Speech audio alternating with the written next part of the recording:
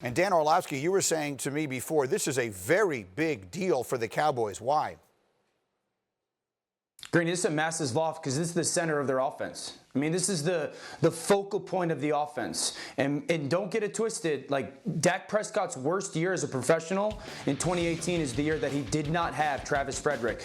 A center for their quarterback is like when you get on a roller coaster ride and it's the lap bar that comes down. It just gives you security. You're locked in. I know that I can trust that no matter what. Now that he's moved on, there's a little bit of uneasiness there, I promise, for Dak Prescott. Again, Travis Frederick gave up 1 sack last year. Dak Prescott knew the center of my offensive line was going to give me time to throw the football. Now that he's moved on, Greeny, I'd rather lose my right tackle than lose my center as a quarterback. This is a massive loss for Dallas. What does it mean for Dak there, Marcus Spears?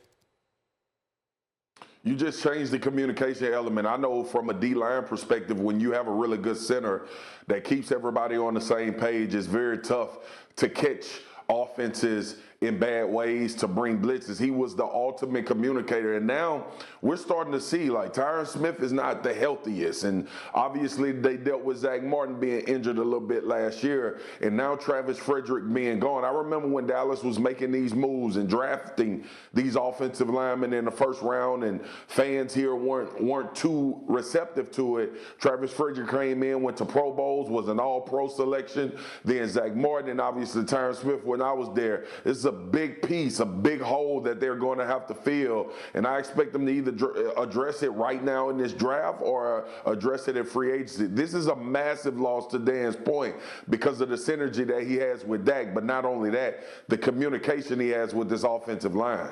You make a statement that you know people are going to disagree with, but you somewhere in your heart actually believe to be true.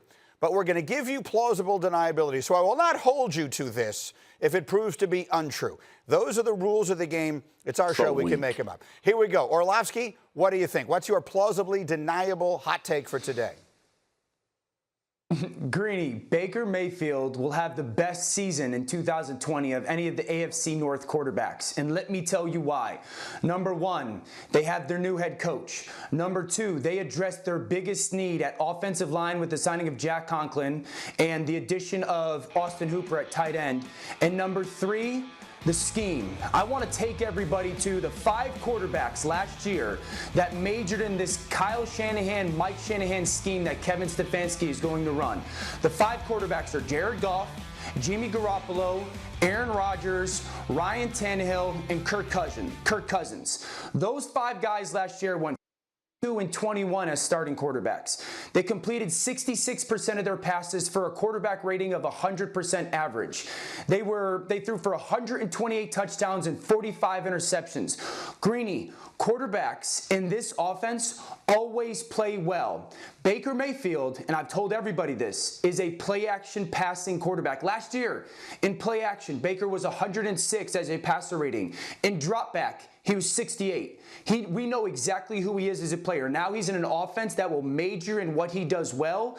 They made the additions that they needed. He is going to be the best quarterback in that division. So I agree, you look skeptical. Because I am, G. What do you mean I look it? You damn right I'm skeptical. Lamar Jackson is in that conference. And also Ben Roethlisberger is coming back to play for the Pittsburgh Steelers as well for what we know as a healthy quarterback. And Baker Mayfield going to be the best one in the division? I get it. I get the whole plausible deniability. I understand the sale and all of that. But it ain't no way in hell you going to get me to believe that. I love it because it is exactly what the setup is supposed to be. This is something that is a little bit outrageous that you kind of believe, and we'll see if it winds up being true. And Dan, you have my promise that when it winds up being as far from true as anything could possibly be, I, for one, will not hold it against you.